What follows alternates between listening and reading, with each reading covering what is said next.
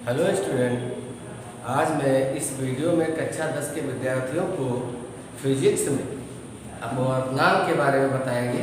अपवर्तनांक की डिफिनेशन हमने पिछले वीडियो में आपको बताया था। आज हम बताएंगे निरपेक्ष अपवर्तनांक और सापेक्ष अपवर्तनांक। तो देखिएगा कि निरपेक्ष अपवर्तनांक और सापेक्ष अपवर्तनांक क्या है। ठीक, तो सबसे पहले देखिए निरपेक्ष अपवर्तनांक। जब प्रकाश का अपवर्तन निर्वात से किसी अन्य माध्यम में होता है तो आपतन कोण की ज्या तथा अपवर्तन कोण की ज्या के अनुपात को उस माध्यम का निरपेक्ष अपवर्तनांक कहते हैं। बात यहाँ पर पूरी समझ लेना।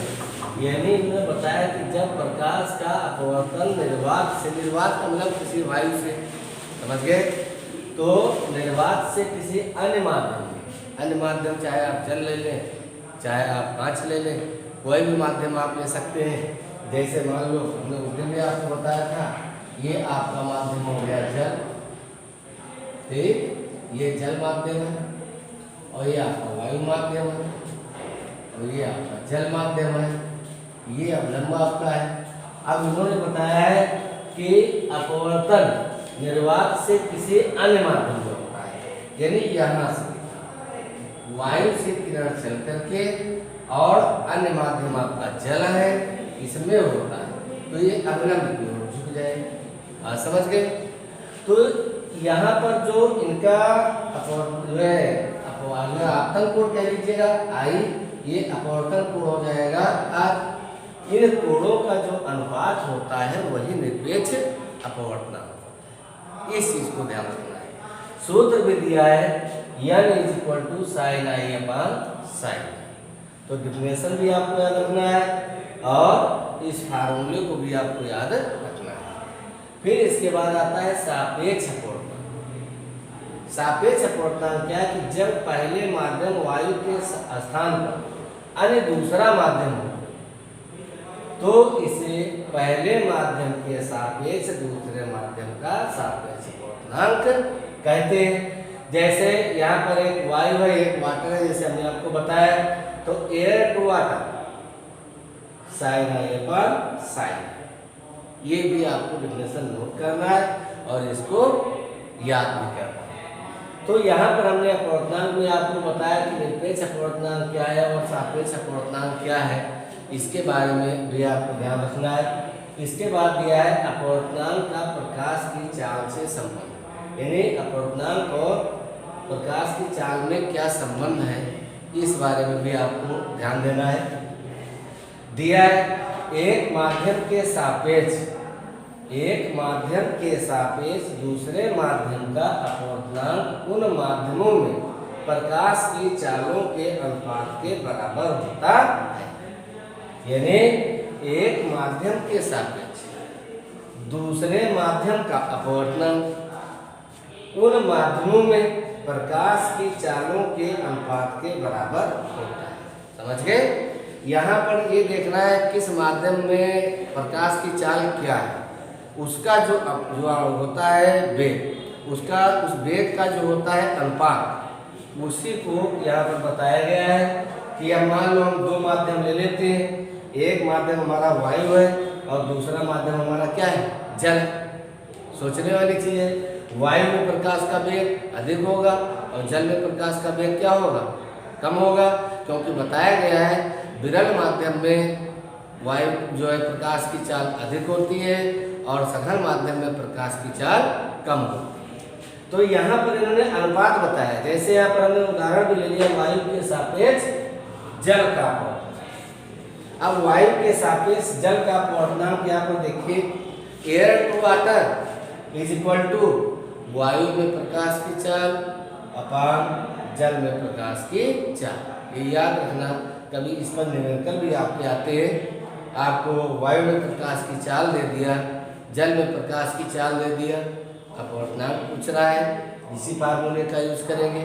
कभी कभी ये करता है कि वायु की चाल दे दिया, अपवर्तनांक दे दिया, जल में प्रकाश की चाल पूछता है, या जल में प्रकाश की चाल दिया है, अपवर्तनांक दिया है, वायु में प्रकाश की चाल पूछता है। इस टाइप के आपको न्यूमेरिकल मिल सकते हैं। तो वे न्यूमेरिकल लगाने के लिए आपको याद रखना है कि क्या दोनों चालें दी हैं और अपवर्तनांक निकालना है, या अपवर्तनांक दिया है और दो में से किसी एक की चाल दी है तो हमें दूसरी चाल ज्ञात करना है। उसके लिए आपको इस फार्मूले का यूज करना है। तो इन सारी चीज़ों को आपको ध्यान रखना है कि हमें कैसे कैसे इन सारी चीज़ों को याद रखना है। पूरी बात समझ गए? तो यहाँ पर जो आपको बताया गया कि निरपेक्ष अपवर्तनांक क्या है, सापेक्ष अपवर्तनांक क्या है, अपवर्तनांक का प्रकाश की चाल से क्या संबंध है, उसका क्या फार्मूला है, इसके बारे में भी हमने आपको बताया। अब देखिए, इसके बाद हम आपको बताएंगे लेंसों के बारे में। गोली लेंस जो आपका दिया है, गोली लेंसों द्वारा अपवर्तन। तो पहले देखिएगा गोली लेंस है क्या। जैसे दर्पण में हमने आपको बताया था, गोली दर्पण से ही तो दर्पण बनाए गए थे, वैसे ही यहाँ पर लेंस जो भी बनेंगे वो भी गोली लेंसों से ही बनाए जाएंगे।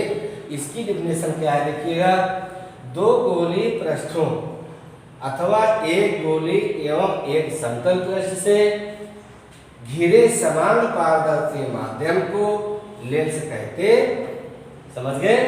यानी दो गोली पृष्ठों अथवा एक गोली एवं एक समतल पृष्ठ से घिरे समान पारदर्शी माध्यम को लेंस कहते। अब बात यहाँ आ रही है कि दो गोली या एक समतल और एक गोली। अब देखिएगा उन्होंने यहाँ पर यह अवगत कराया, या तो दो गोली पृष्ठों से बना होगा जो लेंस बना होगा। दो गोली पृष्ठों का मतलब देखिएगा इस प्रकार, एक लेंस आपका इस प्रकार से बन सकता है, ये गोली लेंसों से बना हुआ है। दूसरी बात उन्होंने घुमा दिया, अथवा एक गोली है और एक समतल पृष्ठ है। तो एक गोली और एक समतल, मान लो ये आपका समतल है और इधर से एक गोली। समझ गए? इस प्रकार से लेंस बनाया जा सकता है। पूरी बात समझ रहे हैं? ऐसे ही आपको आप बताएंगे कि लेंस कितने प्रकार के होते हैं, उसमें भी आपको बताएंगे। लेंस आपके दो प्रकार के होते हैं, एक उत्तल लेंस होता है और एक अवतल लेंस होता है।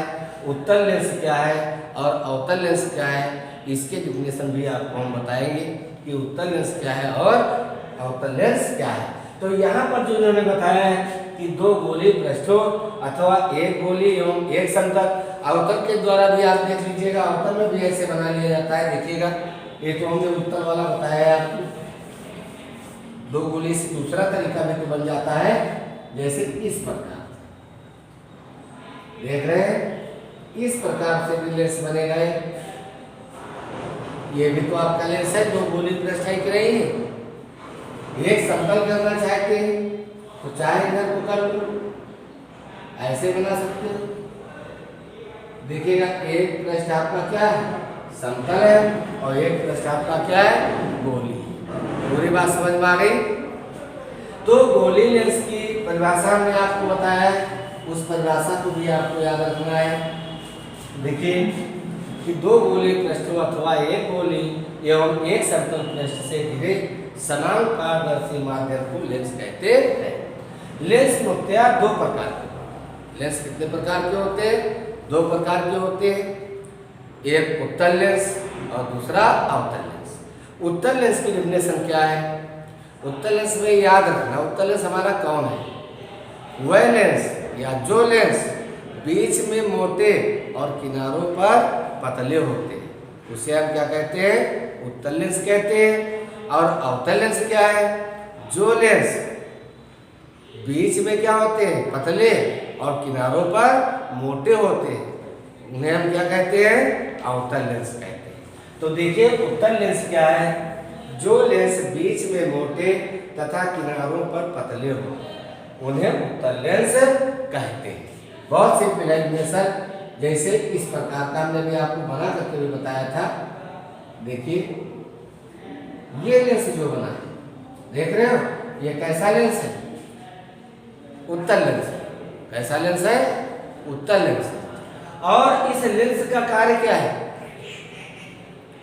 ये लेंस जो होता है, जब कोई प्रकाश की किरण इस पर डाली जाती है तो एक किसी बिंदु पर एकत्रित करते हैं, किसी एक बिंदु पर क्या करते हैं, एकत्रित करते हैं। जैसे दर्पण में हमने आपको बताया था इस प्रकार से, ठीक मान लो, और एक किरण मुख्य अक्ष के समांतर डालते हैं तो ये इस प्रकार से निकल जाती है। इधर से हम डालते हैं तो इस प्रकार से निकल जाती है। बहुत सारी किरणें आप इस प्रकार से डाल सकते हैं, चाहे इतनी डालें, देखते जाइएगा। क्योंकि ये भी आपको बताया गया है मुख्य अक्ष के समांतर चलने वाली जो किरणें होती हैं वो कहाँ से होकर गुजरती है, फोकस से होकर गुजरती है। ठीक, तो यहाँ पर एक बिंदु पर क्या कर रहे हैं, एकत्रित कर रहे हैं, इसलिए इसका दूसरा नाम भी याद रखना। उत्तल लेंस को दूसरा नाम क्या होगा, उत्तल लेंस को अभिसारी लेंस भी कहते हैं, क्योंकि ये एक स्थान पर क्या कर रहे हैं, एकत्रित कर रही हैं, इसलिए इस लेंस को हम क्या कहेंगे, अभिसारी लेंस कहेंगे। तो यहाँ पर उत्तल लेंस के बारे में हमने आपको बताया। अब देखिए अवतल लेंस के बारे में भी हमने बताया। जो लेंस बीच में पतले तथा किनारों पर मोटे होते हैं उन्हें हम क्या कहते हैं, अवतल लेंस कहते हैं। इसके बारे में भी हमने आपको बताया था, ये इस प्रकार का लेंस होता है। देखिए इस प्रकार का जो लेंस होता है ये आपका लेंस क्या कहलाता है, अवतल लेंस। समझ गए। और इसमें भी ऐसी कंडीशन नहीं है, थोड़ा सा उल्टा है, दूसरा नाम भी आपको याद रखना है। इसमें किरणें जो है अपवर्तन के पश्चात एक बिंदु पर एकत्रित होती हैं और ये क्या करती है, फैला देती है। समझ गए। अपवर्तन के पश्चात किरणों को क्या करती है, फैलाती है, इसलिए इसका दूसरा नाम क्या हो जाएगा, अपसारी लेंस। इसका अभिसारी लेंस और इसका क्या होगा, अपसारी लेंस होगा। इस चीज को भी आपको ध्यान रखना है। तो यहाँ पर देखिएगा हमने आपको ये बताया कि अपवर्तनांक क्या है, अपवर्तनांक में निरपेक्ष अपवर्तनांक क्या है, सापेक्ष अपवर्तनांक क्या है, फिर अपवर्तनांक का प्रकाश की चाल में संबंध क्या है, उसके बाद हमने बताया गोली लेंसों द्वारा अपवर्तन। फिर ये गोली लेंस जो आपके कितने प्रकार के होते हैं, और इसके बाद हमने बताया कि उत्तल लेंस और अवतल लेंस यानी दो प्रकार के होते हैं। तो दोनों प्रकार के हमने आपको बताया, ये दो प्रकार के होते हैं। कौन कौन से होते हैं, ये आपका है उत्तल लेंस और अवतल लेंस। ओके, तो ये आप जो है अपनी कॉपियों पर नोट्स बनाते रहिएगा और उसके बाद आप क्या करेंगे, इनको तैयार करते रहेंगे। फिर इसी वीडियो में हम आगे आपको बताएंगे कि लेंसों के द्वारा प्रतिबिंब कैसे बनते हैं। इसी वीडियो में बताऊंगा कि लेंस के द्वारा प्रतिबिंब कैसे बनते हैं। जैसे आपने दर्पण में भी देखा था कि दर्पण में जो प्रतिबिंब बनते थे, सेम कंडीशन यहाँ पर वही है। तो बात पूरी समझ लीजिएगा। इसका नोट्स आप लोग बना ही लेंगे, क्योंकि पूरे वीडियो में ये लिखा हुआ है। आप वीडियो को रोक करके अपनी जो है नोट्स बनाते रहेंगे। हम यहाँ पर हम मिटा करके आपको ये बताएंगे कि लेंसों के द्वारा प्रतिबिंब कैसे बनते हैं, उत्तल लेंस द्वारा प्रतिबिंब का निर्माण कैसे होता है। ओके, तो देखिएगा, थोड़ा सा ध्यान दें तो सारी चीजें आप तैयार कर सकते हैं। कोशिश करते रहिएगा कि सारी चीजें हमारी तैयार हो जाए। और जो आपको ये बनाना है कि लेंस के द्वारा प्रतिबिंब कैसे बनेंगे, तो सेम वैसे ही बनेंगे जैसे आपने दर्पण में बनाया। क्योंकि बोर्ड परीक्षा में 2 नंबर 1 नंबर में पूछ लेता है, तो आपको मालूम हुआ कि पता ही नहीं है कैसे बनेगा, तो क्या आंसर लिखेंगे। इस सारी चीज के बारे में भी आपको ध्यान देना है। तो देखिए कैसे बनते हैं। तो यहाँ पर हम आपको बताएंगे सबसे पहले कि उत्तल लेंस के द्वारा प्रतिबिंबों का बनना। उत्तल लेंस के द्वारा प्रतिबिंबों का बनना का बनना। थोड़ा सा ध्यान दें, सेम वही है जैसे आपने दर्पण में बनाया था। पहला पॉइंट आपका होगा जब वस्तु अनंत पर, जब वस्तु कहाँ पर हो, अनंत पर। तो हमने पहले ही बताया था, दर्पण में भी हमने आपको बताया था कि जब वस्तु अनंत पर हो तो उसका प्रतिबिंब कहाँ पर कैसा बनता है, इसके बारे में भी हमने आपको बताया था। सेम वही कंडीशन आपकी यहाँ पर भी है कि इसका प्रतिबिंब कहाँ पर और किस प्रकार का बनेगा। ठीक, तो देखिएगा हम यहाँ पर लेंस बनाएंगे, उत्तल लेंस की बात आई तो ये आपका लेंस है। ठीक, ये मुख्य अक्ष आप जानते ही हैं, ये मुख्य अक्ष है जहां पर इस रेखा को ये काटती है, ये इसका प्रकाशित केंद्र है, सी हम बोल सकते हैं। ठीक, वस्तु को रखा कहाँ गया, यहाँ पर ध्यान रखना, प्रथम फोकस और द्वितीय फोकस ये भी आपको याद रखना है। प्रथम फोकस इधर होगा, इसको F1 से, और इधर आपका द्वितीय फोकस होगा, इसको F2 से। समझ गए? अब यहाँ पर ध्यान, आप प्रथम फोकस क्या है, द्वितीय फोकस क्या है देखिएगा, इससे संबंधित कुछ परिभाषाएं हैं, आप अपनी बुक से आप कॉपी पर नोट्स भी बना लीजिएगा, याद कर लीजिएगा। प्रथम फोकस क्या है ये मैं बता दे रहा हूं, जिस बिंदु से किरणें चलने के बाद अपवर्तन के पश्चात मुख्य अक्ष के समांतर हो जाती है, तो उस बिंदु को हम क्या कहते हैं, प्रथम फोकस। जैसे आप पहले समझ लो, इसको हम बताएंगे। जैसे इस बिंदु से कोई प्रकाश की किरण चल रही है और अपवर्तन के पश्चात मुख्य अक्ष के समांतर हो गई, ऐसे बहुत सारी किरणें आप देखिए डालिए इसी बिंदु से, अपवर्तन के पश्चात मुख्य अक्ष के समांतर हो गई। ऐसे इधर भी आप डाल सकते हैं, देखिएगा हम इस फोकस बिंदु से जो डाल रहे हैं मुख्य अक्ष के समांतर हो गई, तो ये बिंदु जो होगा, ये बिंदु क्या होगा, प्रथम फोकस। और द्वितीय फोकस क्या होता है इसके बारे में समझ लीजिए कि जैसे हम इसी में बता रहे हैं, जैसे मुख्य अक्ष के समांतर कोई किरण चलती है, ये मुख्य अक्ष के समांतर चल रही है, अपवर्तन के पश्चात जिस बिंदु से होकर जाती है, देखिएगा बहुत सारी किरणें आप डालिए, मुख्य अक्ष के समांतर अपवर्तन के पश्चात जिस बिंदु से होकर निकल जाती है, उस बिंदु को हम क्या कहते हैं, द्वितीय फोकस कहते हैं। इस चीज को भी आपको ध्यान रखना है कि हमारा प्रथम फोकस क्या है और द्वितीय फोकस क्या है। ओके, ये बात आपके समझ में आ गई होगी। तो यहाँ पर बाकी डिफिनेशन आप देख लीजिएगा कि फोकस तल क्या है, सारी चीजें हमने दर्पण में भी आपको बताया था, यहाँ पर भी आप पढ़ लीजिएगा। तो देखिए, जब वस्तु अनंत पर है तो इसका प्रतिबिंब कहाँ पर और कैसा बनेगा, इसके बारे में हमें बताना है आपको। और ये चीज हमने आपको दर्पण में बताया था, सेम कंडीशन यहाँ पर भी वही है, जैसे ये मुख्य अक्ष और यहाँ पर प्रथम फोकस F1 है और इधर द्वितीय फोकस F2, ऐसे नाम। ओके, अब वस्तु अनंत पर, जैसे ये वस्तु ये अनंत पर, हमें तो पता नहीं है, तो अनंत पर है, तो अब यहाँ पर जैसे इसके मुख्य अक्ष के समांतर कोई भी किरण डालेंगे तो मुख्य अक्ष के समांतर बनने के नियम सब वही है आपके, बनने के नियम 3 यहाँ पर भी है। जब कोई प्रकाश की किरण मुख्य अक्ष के समांतर चलती है तो अपवर्तन के पश्चात द्वितीय फोकस से होकर निकल जाती है, और जब ये फोकस से होकर जाती है तो अपवर्तन के पश्चात क्या होती है, मुख्य अक्ष के समांतर हो जाती है। वहां पर आप कहते थे वक्रता केंद्र, यहाँ हम कहेंगे प्रकाशिक केंद्र, कि जब कोई किरण इस प्रकाशिक केंद्र से होकर जाएगी तो अपवर्तन के पश्चात, उसमें हमने बताया था वापस लौट जाते हैं, यहाँ वापस नहीं जाएगी, यहाँ पर अपवर्तन के पश्चात सीधे बिना विचलित हुई निकल जाए। ये 3 नियम यहाँ याद रखें।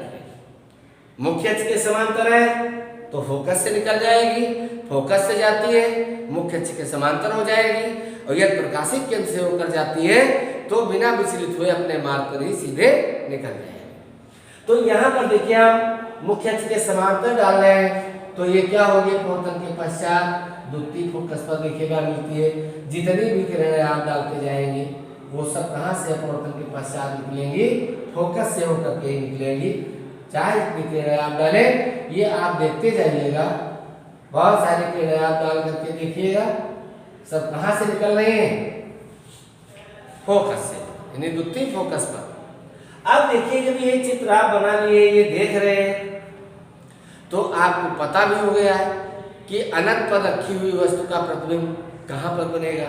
तो अनंत पर रखी हुई वस्तु का प्रतिबिंब लेंस की दूसरी ओर द्वितीय फोकस पर, द्वितीय फोकस पर बिंदु मात्र का हम कह सकते हैं, या हम कह सकते हैं उल्टा, वास्तविक तथा वस्तु से बहुत छोटे आकार का बने। तो ये याद रखना है आपको कि जब वस्तु अनंत पर हो तो उस वस्तु का प्रतिबिंब लेंस के दूसरी ओर द्वितीय फोकस पर छोटा, यहाँ पर वास्तविक और वस्तु से बहुत छोटा, मतलब यहाँ पर लिखेंगे क्या, इसी में भाषा लिखेंगे चित्र बनाने के बाद कि जब वस्तु अनंत पर हो तो उस वस्तु का प्रतिबिंब लेंस की दूसरी ओर द्वितीय फोकस पर उल्टा, वास्तविक तथा वस्तु से बहुत छोटा बने, या हम कह सकते हैं बिंदु मात्र का बने। ओके, तो इस बात को भी आपको ध्यान रखना है। अगला देखिएगा, अगला आपका क्या है, दूसरा पॉइंट, दूसरा पॉइंट आपका है जब वस्तु अनंत हुआ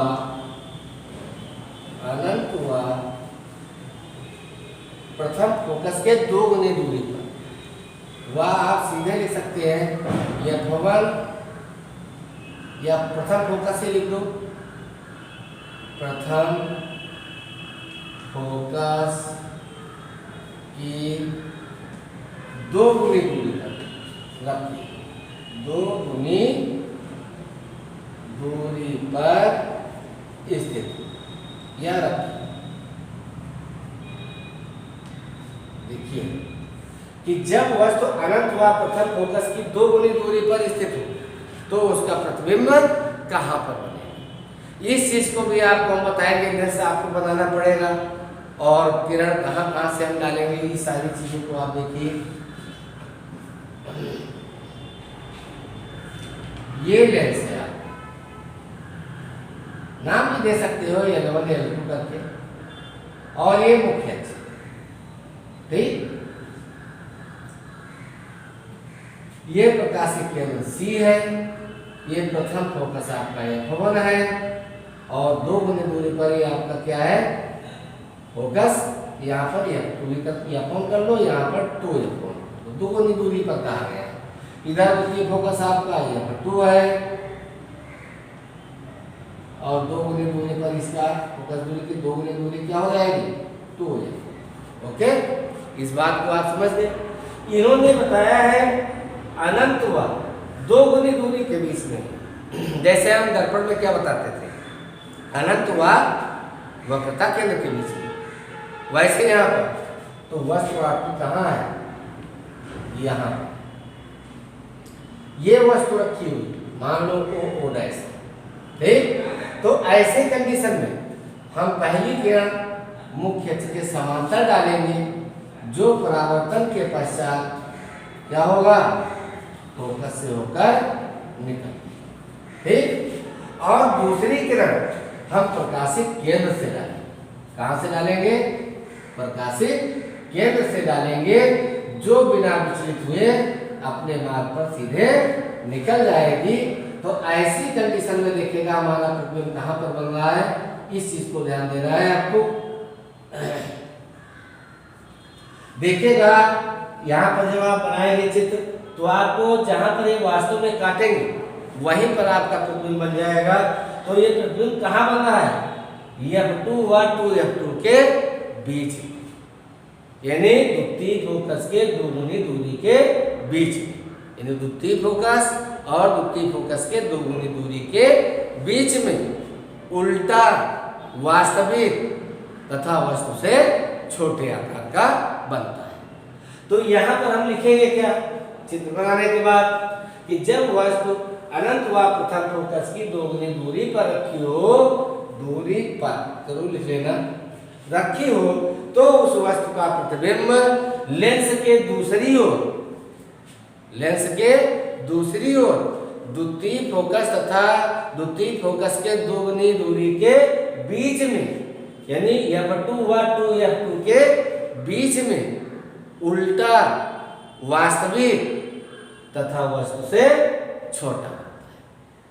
ये भी आपको याद रखना है कि हमारा जो प्रतिबिंब बनेगा वो कहाँ पर बनेगा और कैसा बनेगा। बात समझ गए?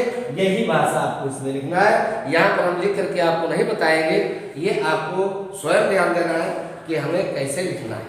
समझ गए? तीसरा पॉइंट देखिए, जब वस्तु दिया गया है 2F1 पर, तीसरा पॉइंट है जब वस्तु, आप समझ ही गए हैं तो हम सीधे ये ना कह करके कि प्रथम फोकस के दोगुनी दूरी पर है, हिंदी में लिख सकते हैं कि जब वस्तु प्रथम फोकस के दोगुनी दूरी पर रखी हो तो उसका प्रतिबिंब कहाँ बनेगा। यह हम ये कह सकते हैं जब वस्तु 2F1 पर रखी तो उसका प्रतिबिंब कहाँ। देखिएगा इसमें भी तुमको ध्यान देना है कि हमारा प्रतिबिंब कहाँ बनेगा। वही कार्य आपको बार बार करना है।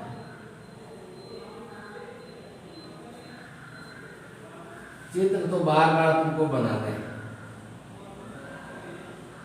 L1, L2 ये आपका हो गया मुख्य अक्ष, ये आपका F1 और ये आपका हो गया 2F1, इधर हो गया F2 और ये हो गया आपका 2। ओके, वस्तु यहां, ये वस्तु आपकी, ठीक। तो पहली किरण तो आप डाल देंगे मुख्य अक्ष के समांतर, जो अपवर्तन के पश्चात जो है फोकस से द्वितीय फोकस से होकर निकल जाएगी।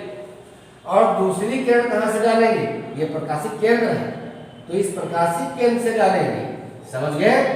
यानी कहां से, प्रकाशित केंद्र से डालेंगे और जो अपवर्तन के पश्चात बिना विचलित हुए अपने मार्ग पर ही सीधे लौट जाए। अब देखिए ये कहां पर काटती है, इस बिंदु पर काट रही है, वो बिंदु कहां पर है देखिए, थोड़ा सा ध्यान दें। 2F देख रहे हैं? तो यहां पर भी देखिए चित्र बनने के बाद आपको स्पष्ट दिखाई दे रहा है कि हमारा प्रतिबिंब कहां पर बन रहा है और हमें इसमें क्या लिखना है, इस चीज को भी तुमको ध्यान देना है। तो यहाँ लिखेंगे कि जब वस्तु 2F1 पर रखी हो तो इस वस्तु का प्रतिबिंब लेंस की दूसरी ओर 2F2 पर, यानी द्वितीय फोकस के दोगुनी दूरी पर उल्टा, वास्तविक तथा वस्तु के बराबर। वहां वक्रता केंद्र पर भी मैंने बताया था, वैसे ही यहाँ पर भी आपके प्रतिबिंब सेम बन रहे हैं। वहां पर क्या होता था, परावर्तन होता था और यहाँ क्या हो रहा है, अपवर्तन हो रहा है। इस चीज को भी आपको ध्यान रखना है। भाषा हमने बताया था, सब में चित्र बनेगा, अलग अलग पॉइंट डालिए, चित्र बनाइए साइड में और कैसा बन रहा है वो भाषा इसमें लिख लीजिए सारे पॉइंट में। और जो हम बोल रहे हैं यही लिख देंगे, बहुत ज्यादा आपको व्याख्या देने की जरूरत है। कि जैसे यहाँ है कि जब वस्तु 2F1 पर रखी हो तो भाषा क्या लिखेंगे कि जब वस्तु 2F1 की दूरी पर रखी हो तो उस वस्तु का प्रतिबिंब लेंस के दूसरी ओर 2F2 पर उल्टा, वास्तविक तथा वस्तु के बराबर। बस ये भाषा इतनी लिख देनी है, बहुत ज्यादा भाषा लिखने की आपको जरूरत नहीं। अब देखिए अगला पॉइंट क्या है, चौथा पॉइंट देखिएगा। उत्तल लेंस द्वारा प्रतिबिंबों के बनने के बारे में हम सारी चीजें आपको बता देंगे आज। फिर इसके बाद अवतल लेंस के द्वारा भी बताएंगे। 3 पॉइंट आपको हो चुके हैं। चौथा पॉइंट देखिएगा कैसे हमें बनाना है। चौथा है जब वस्तु किसके किसके बीच में हो, F1 व 2F1 के बीच में, ऐसे लिखो वस्तु F1 व 2F1 के बीच में, कहा हो, बीच में रखिए तो वस्तु का प्रतिबिंब कहाँ हो। चित्र बनाइए और ये भी ध्यान रखना चित्र आपके सारे पेंसिल से ही बनाने हैं, पेन से मत बनाना। ये लवन ये आपका देखिएगा मुख्य अक्ष है, ये प्रकाशित केंद्र सी है, ये आपका F1 है और ये आपका क्या है 2F। ओके, वस्तु यहां पर बताई गई, वस्तु यहां पर रखी O डैश, यहां पर देखिएगा आपका ये F2 है और ये आपका 2F2। ओके, अब हमें प्रकाश की किरणें डालना है वस्तु से। तो प्रकाश की किरणें जब डालेंगे तो पहली किरण आप क्या करेंगे, मुख्य अक्ष के समांतर है, जो अपवर्तन के पश्चात कहां से निकल जाएगी, द्वितीय फोकस से निकल जाएगी। और दूसरी किरण कहां से डालेंगे, प्रकाशित केंद्र से, समझ गए। ये किरण डालेंगे और ये कहां काटेगी, ये भी आपको ध्यान देना। जैसे यहाँ पर काट रही है तो इसका प्रतिबिंब यहाँ पर बनेगा II डैश। ओके, अब देखिए प्रतिबिंब बना कहाँ है और कैसा बना है, आकार क्या है, इन सारी चीजों को ध्यान देना है।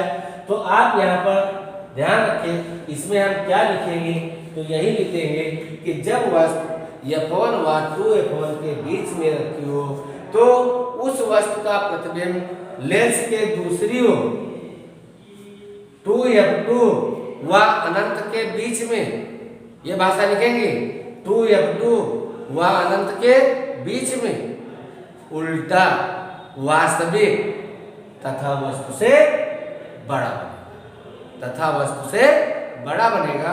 यही आपको इस भाषा में लिखना है। तो क्या ये कठिन आपको लग रहा है, केवल आप इस सारी चीज़ों को समझ लें तो ये बहुत ईजी है। अब समझ ही नहीं रहे या समझ में नहीं आ रहा है तो यही कठिन होता है।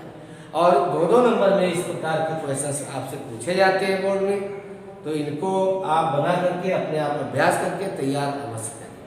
अगला देखिएगा जो आपका दिया है 5वां पॉइंट क्या है, देखिएगा 5वें पॉइंट के बारे में भी हम आपको बताएंगे। 5वां पॉइंट आपका है जब वस्तु F1 से वही दर्पण वाला चल रहा है, जब वस्तु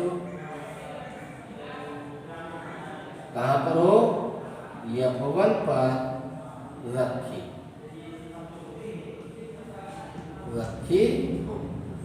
तो इस वस्तु का प्रतिबिंब कहां बनेगा। देखिए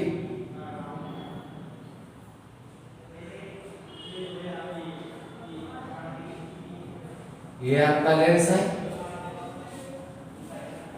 L1 L2 मुख्य अक्ष है, प्रकाशित केंद्र है, ये आपका F1 है, ये 2F1, इधर आपका F2 है और ये आपका 2F। ठीक, अब ये चीज देखेगा वस्तु इन्होंने कहाँ बताई है, F1 कहाँ रखी है, F1 पर। तो पहली किरण आप कहाँ से डालेंगे, मुख्य अक्ष के समांतर, जो अपवर्तन के पश्चात द्वितीय फोकस से होकर निकल जाएगी। और दूसरी किरण कहाँ से डालेंगे, प्रकाशित केंद्र से, यानी यहां से डालेंगे। तो ये किरण देखिएगा जो आपकी दूरियां इस चीज को ध्यान देना, ये दूरी धीरे धीरे क्या होती जा रही है, कम होती जा रही है। देख रहे हैं, इसका मतलब ये किरणें एक दूसरे को कहीं न कहीं पर अवश्य काटेंगे। कहाँ काटेंगी नहीं पता, इसका मतलब अनंत पर काटेंगे। कहाँ पर काटेंगी, अनंत पर। तो हम इसमें क्या लिखेंगे, क्योंकि हम प्रतिबिंब दर्शा नहीं सकते, हमें पता नहीं कहाँ पर ये काट रहे हैं, यही पता है कि ये अनंत पर काटेंगे। तो इसमें आप क्या लिखेंगे कि जब वस्तु F1 पर रखी हो तो उस वस्तु का प्रतिबिंब लेंस के दूसरी ओर अनंत पर उल्टा वास्तविक तथा वस्तु से बहुत बड़े आकार का बने। ये था आपका 5वां। तो इस प्रकार से जो उत्तल लेंस के द्वारा प्रतिबिंब बन रहे हैं उन प्रतिबिंबों को भी तुमको ध्यान रखना है। उत्तल लेंस के द्वारा प्रतिबिंब बनना एक और बचा है, उसको भी हम आपको बताएंगे कि वो प्रतिबिंब कहाँ पर बनेगा और कैसा बनेगा, इसके बारे में भी देख लीजिएगा। देखिएगा, जो अगला पॉइंट आपका बचा हुआ है वो है जब वस्तु F1 और प्रकाशिक केंद्र के बीच।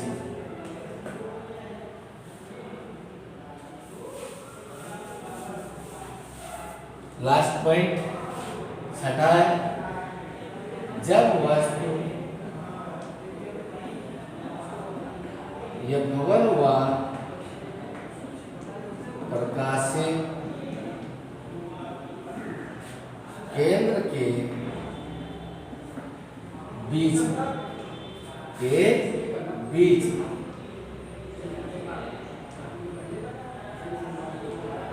में, तो इसका प्रतिबिंब कहां पर बने। ठीक, तो देखिएगा इसका प्रतिबिंब कैसे बनेगा, कहां पर बनेगा, इन सारी चीजों के बारे में आपको देखना है।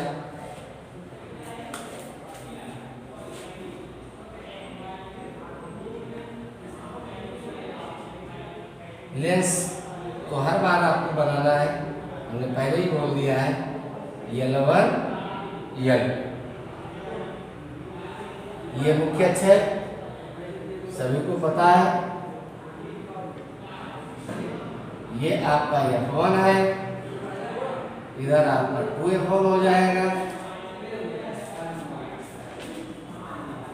ये आपका F2 है और इधर आपका 2। ओके, तो इस प्रकार का प्रतिबिंब कहाँ पर बनेगा, इस सारी चीजों को आपको ध्यान देना है। ठीक, तो देखिएगा इसका प्रतिबिंब कहाँ पर बनता है और कैसा बनता है, ये सारी चीजें आपको ध्यान देनी है। देखिए, ये वस्तु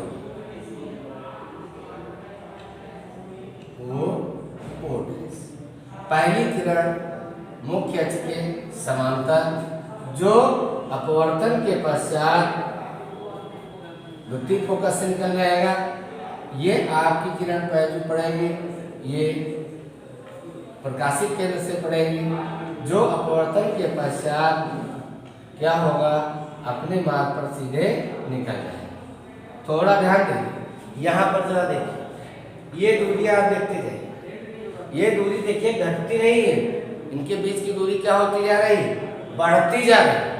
तो इसका प्रतिबिंब बनेगा कहाँ पर, कैसा बनेगा, दर्पण में भी मैंने बताया था लास्ट पॉइंट, सेम वैसे, यानी जहां से अपवर्तन हुआ इसको आप डाट डाट करके बैक करेंगे। ठीक, डाट डाट करके क्या करेंगे, बैक करेंगे।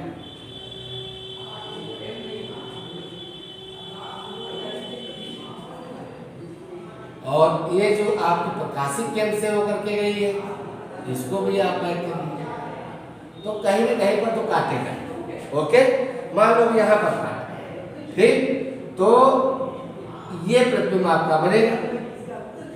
लेकिन ये प्रतिबिंब कैसा बनेगा, ये भी तुमको ध्यान देना है। हम क्या लिखेंगे इसमें, तो सबसे पहले इसमें भाषा लिख देंगे कि जब वस्तु F1 व प्रकाशिक केंद्र के बीच में रखी हो तो उस वस्तु का प्रतिबिंब लेंस के आगे, समझ गए, लेंस के आगे सीधा आभासी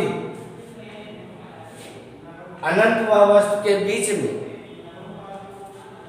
तथा वस्तु से बड़े आकार का बने। ये भाषा लिख देना है कि जब वस्तु F1 व प्रकाशित केंद्र के बीच में रखी हो तो उस वस्तु का प्रतिबिंब अनंत व वस्तु के बीच में आभासी, सीधा तथा वस्तु से बड़ा, क्योंकि लेंस के आगे ही बनना है, आभासी बनना है, क्योंकि ये किरणें आपको आभास हो रही हैं, आती हुई मिल रही हैं, इसलिए ऐसी किरणें जब मिलती है तो वहां पर जो प्रतिबिंब बनता है वो कैसा बनता है?